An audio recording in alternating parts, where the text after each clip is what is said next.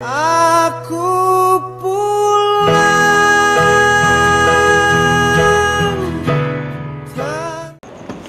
Assalamualaikum. Waalaikumsalam.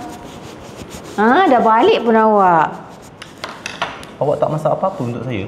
Saya baru nak masak sayur panas-panas untuk awak. Awak dengan anak-anak awak sama je lah. Kau yang kisah pasal saya. Kenapa awak nak marah-marah tiba-tiba ni? Balik-balik Baiklah nak saya duduk marah-marah. warung janda depan tu lagi rajin melayan saya. Ada pula cakap macam tu. Ni anak-anak awak ni tak balik dah nak raya. Tak kerti-kerti nak balik. Sabarlah, dia orang kan tengah kerja tu, tengah sibuk cari duit. Itulah. Awak daripada dulu asyik backup anak-anak je. Tu budak-budak tu jadi perangai macam gitu.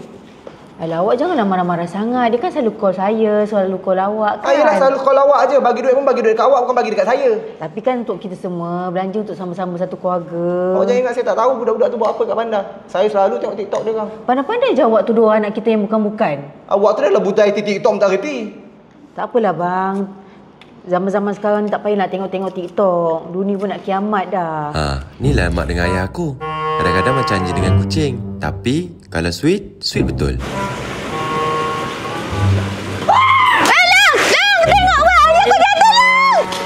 Kau tengoklah babang kau tu. Sibuklah tengok handphone. Tak apa tengok tok-tok tu apa tak. Mana ada saya? Saya tengok apa? Saya TikTok. Itulah bapak kau tengok tu.